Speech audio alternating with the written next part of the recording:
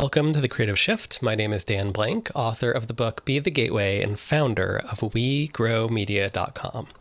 So the other day I was reading a quote from author Fleur Bradley, and she said this: "I would say I have at least 1,000 rejections, though I stopped counting a long time ago. My advice: surround yourself with fellow writers the same stage as you. Successful writers have a clan to keep their spirits up." And Fleur's advice and her kind of admission here came in response to a question that author-illustrator Debbie Ridpath-Owie put out there. And she'd asked the traditionally published kidlit and YA community how many times they were rejected before they got their first book contract. Debbie is amazing, by the way. And she really put together a whole post on her blog based on this feedback. And I kind of loved reading all of the responses that she received, because to me, it really challenged the view that we have of what success looks like. So here is a response from Jillian Hoffman. "I was in triple digits of rejections before getting my agent. My first book on submission went to auction very quickly, but here's the thing. Everything since then was met with either outright rejection, lovely passes, or lost out to acquisitions. My advice: don't give up." And I feel like this is a challenging thing to hear, is this whole idea that, well, hey, if I put my first book out in submission and it goes to auction quickly, then boy, my second book is going to be acquired by someone. And then for my third book, my fourth book, that once you pass through a certain threshold, you're always going to be there. And yet what Jillian is, or Jillian, I think I've got to now double check the spelling, is saying is that no, the first one did great. And then everything from there has been rejection. And I think that's a terrifying thing to consider, but that is reality. Here's another one from Diana Urban. "Here are my stats prior to getting my first book deal. 4 times on submission, 3 agents." Think about that. 5 editor requests, 120 plus editor rejections, 130 plus agent rejections. And then she says, "Don't wait for the industry to accept you.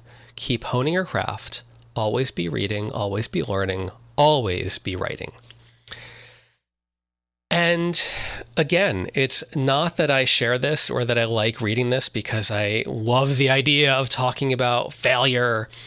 It's this idea of encouraging momentum. And I think the momentum stops for each of us when we feel like it should be easier.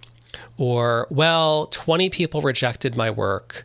The world is telling me something. I should stop making a fool out of myself and just stop. And when you read this feedback from now successful writers, realize like, oh, she literally had 3 separate agents before her book deal. She had hundreds of rejections. It reminds you, this is just the work if you want to be traditionally published. Of course, you have all kinds of options because you can go to a hybrid publisher. You can do independent publishing. You can take so many different paths for sharing your work now that you never had an option for decades ago. And I think that it inherently challenges the relationship that we have with our own creative process. And I think a little too often we have this very simplistic, sentimental view of what it means to create or find success. It's not that I mind people being sentimental or simplistic. It's when you're disappointed in that process and you stop. That's what bugs me. So recently I was reading this Twitter thread from Scheme Richards, and he's been on my podcast before. And this was the tweet. He says, "I've never felt forced to do anything as an artist. If you feel forced, then maybe you should change your art. If the money is forcing you to compromise, then don't complain. Either do it or don't. It's that simple." And he had a couple responses to this, which were really interesting. And I thought that in general, it was a really good reflection on the nature of how we feel about the path of having a career as a writer or a creator. it's this idea that sometimes we say, oh, they're making me compromise. And I think one of the things Scheme is implying here is this idea of, well, no, I mean, they might be asking that, but it's up to you if you compromise. And if you do, own it. If you're compromising because it makes your path easier, that's great. Totally own that.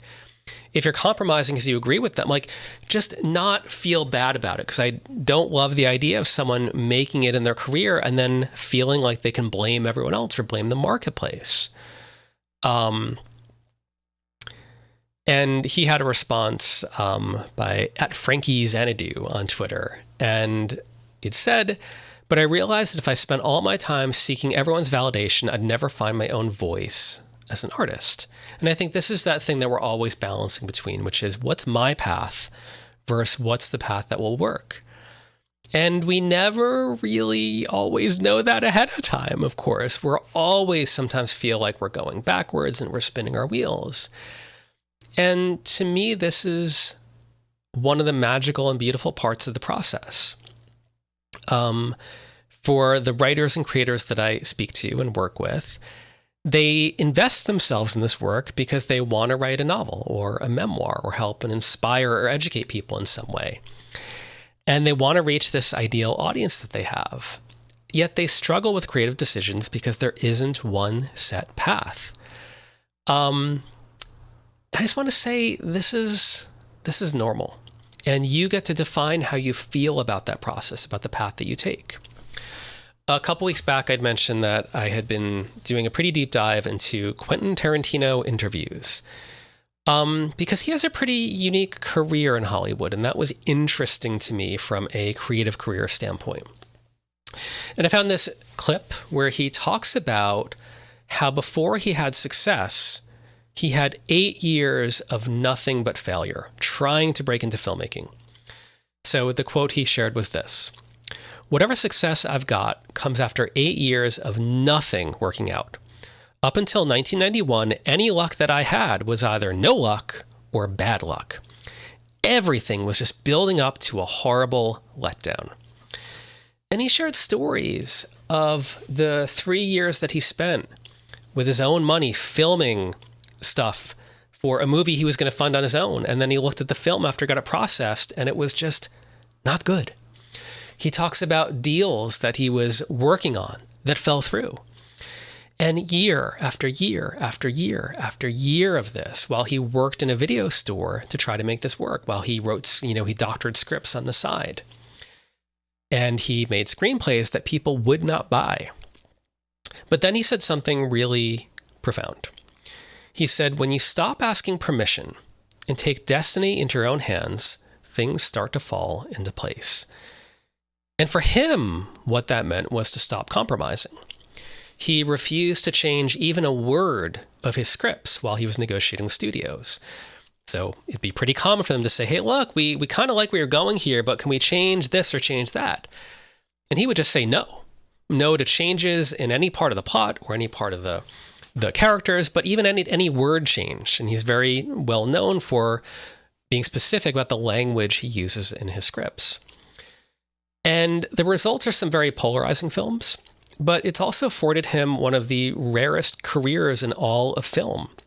He is someone who has final cut.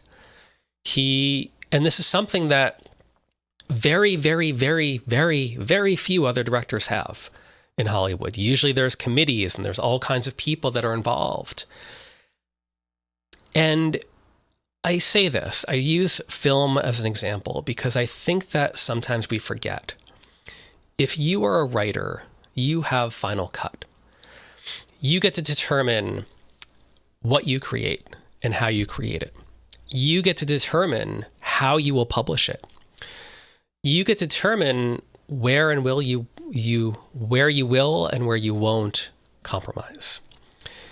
And that's why I get so excited about this idea of there being so many different forms and paths of publishing. That you can go traditional, you can go hybrid, you can go indie, you can do something else. That you get this as a choice. And of course, there are pros and cons either way. And at a 1,000 points in that process, you might be conflicted about where your values are or what even is the nature of compromise and what is a good change and what is a bad change. But you get to change course, and you don't have to compromise ownership if you don't want to. And again, I just think that's amazing that you have that choice, because decades ago, people didn't have that. There was a system in publishing, a system in film, a system in music. You either went through the front door of someone else's system or you didn't play in a professional realm. One of the most genius ways I've seen someone doing this is from Taylor Swift. I don't know every detail of this, so this is how I understand it. But like most major recording artists, the early part of her career was right through the system, right through a music label, where she created albums and the music label owned the rights to her work. And that could then be sold. Those rights could then be sold. And that's what happened with her. Her rights were sold, and it ended up being bought by the one person in the world that she thought was the last person that she wants to own the rights to her music. And you can imagine this being a horrible situation for her, her life's work being owned by someone who you desperately don't want to own it. And then she did something that was just unthinkable. She re-recorded, or is in the process of re-recording, most of, or all of, or some of her previous albums and songs, and re-releasing it. And from what I've seen of people studying these recordings, the recordings are eerily similar in terms of they sound just as good as they did years ago. It's not like you hear someone where now it's a wildly different version of these classic songs. They sound very similar, and in most cases, better. The recording process, the mix downs, the instrumentation, it's all just better. And she's releasing these, and in parentheses next to every song and every album is Taylor's version. And this is the note to her fans, that if you support her and her art, then these are the versions of the songs that you will support, because these are the versions that she owns, she controls, and she earns from. And this is just genius. When I first heard about this, I just couldn't believe it. And the more I looked at it, I was just my mind was blown at this whole idea and the effort going into it. And here she is, taking back permission, taking back control. And you get to do that, whether you're at the start of your career, the mid-career, later in your career. You always get to do that. And we have these options now that we never had before. And this is one of the many reasons why I love doing the work that I do, to be on the journey with the writer as they figure out their voice, figure out how to share this work, and figure out how what they write has an impact in the lives of other people. So if you're out there on your journey and feeling confused and feeling frustrated, I just want to let you know you are not alone. This is the process people go through. And I think knowing that sometimes makes everything a lot better.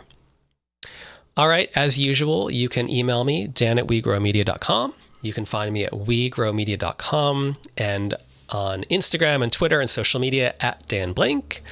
Thank you so much for listening until the end.